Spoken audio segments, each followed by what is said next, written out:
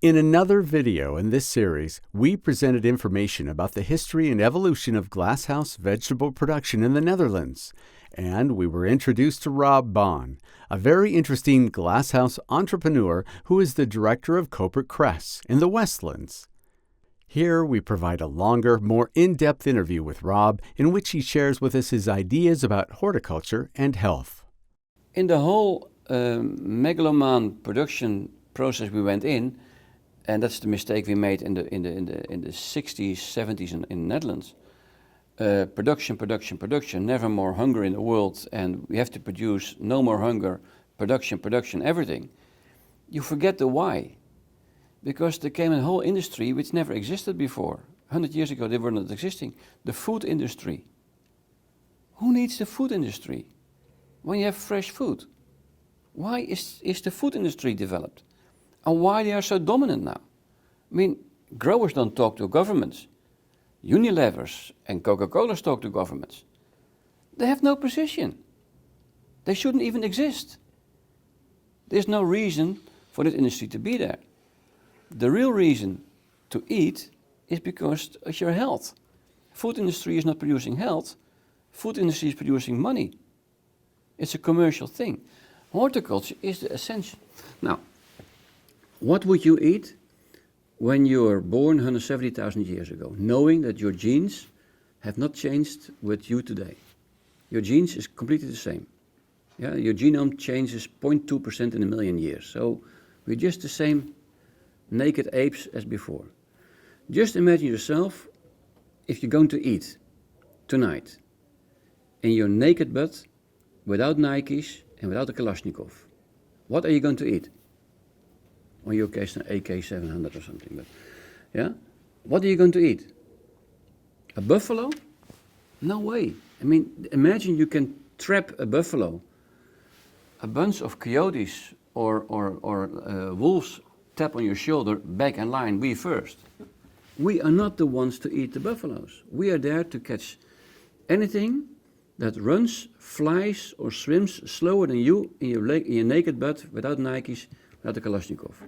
That is a rat, that's a mouse, that's a hare maybe, or a rabbit, a duck on his nest, some eggs, a lizard. That's insects. That's our food, that's our protein. And the rest is plants, because they don't run away. So all the present diseases we have now in the Western world, the Western diseases, are food-borne diseases, are self-brought diseases. These are not transmittable diseases like the pest or the flu. The diseases we have now, diabetes 2, heart and coronary diseases, the kidney disease, all those diseases are coming because we eat wrong. Now, when you go with such a big dog to Dr. Paul will tell you, what the hell are you feeding this animal, idiot, because this dog is too fat. Which doctor dares to tell you, you know why you're sick? Because you're too fucking fat. You eat wrong. You don't feed a horse with cow. You feed a horse with hay and rye and oats and grass, but not with cow. So the animal, the species has to eat what the animal has to eat. The species human has to eat what you can find in your naked butt, without a Kalashnikov, without Nikes. And that's so simple. And then you come back to, okay, what's the balance then? Now, think about what you can eat. The balance is 80-20. 80% plants, 20% animal. If you follow that line, we can feed 40 billion people on this planet. We can all talk about, oh, we have to increase the world of horticulture and agriculture because we have to feed 10 billion people in 2050. Crap. If we eat normal, we can feed the double. But eat as we are. How you're made, how your system works, and it's so simple. We cure here in Holland people with diabetes 2 sometimes in 2 days. I'm dealing a lot with doctors now, but you know what doctors study? Medicines. I do a medical study. Oh no, my daughter is studying medicines. That's crap. You're studying health, not medicines. I didn't study agricultural chemicals. I studied agriculture, not chemical spraying. That's a side job. Now for a doctor, the main task is medicines. Bullshit. Food is the basis. And maybe some exercise and working and traveling and being active, but it's the food where it starts. Now, feeding 7 billion people, that's a difficult thing, especially since everybody wants to move into the cities. So, find production locations nearby cities. Don't come with the bullshit to grow in the cities, because this whole urban farming hype is crap. It's not going to work. A square meter, and we think in square meters, a square meter apartment building in New York is costing 2,000 euros a year. How much do you think a tomato grower makes in Holland? The best tomato grower per square meter? 50 euros. Yeah? Another thing is very strange to think about growing in cities. You look at the carbon footprint, because we all talk about the food miles. Now, the food miles are not the most costly one, because they're quite efficient. You can talk about the quality.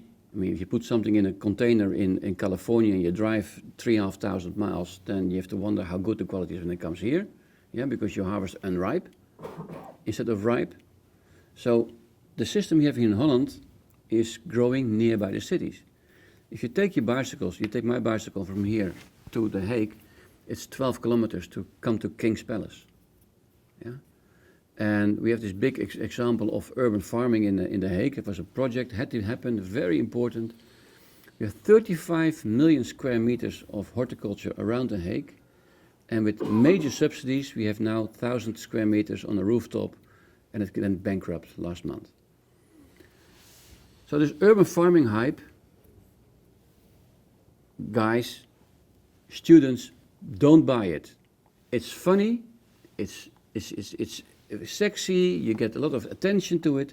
It's not commercial, but just go 5 miles out of the city and grow professionally nearby the city, so you have the attachment, perfect. But growing in the city is not working. Giving education in the city, that's something we forgot to do. We horticulturists, we are outside, so we don't tell the consumer what we're doing. The big greenhouses, you don't see it. You don't see what we're doing. So in my farm, I invite per year, I have to look, 10,000, 20,000 people per year. Easily, I think. Yeah. And they come here. We give taste lessons here to children. It's very funny because they have 60 different flavors. Children don't know. So how can I get these children to eat it? Well, taste lessons. It's very important. Kids of the future. We feed here according to this 80-20 rule. So 80% plants, 20% animal. And that means that sometimes on Friday you find a small, tiny part of meat, or sometimes in the dish you find something to give the flavor.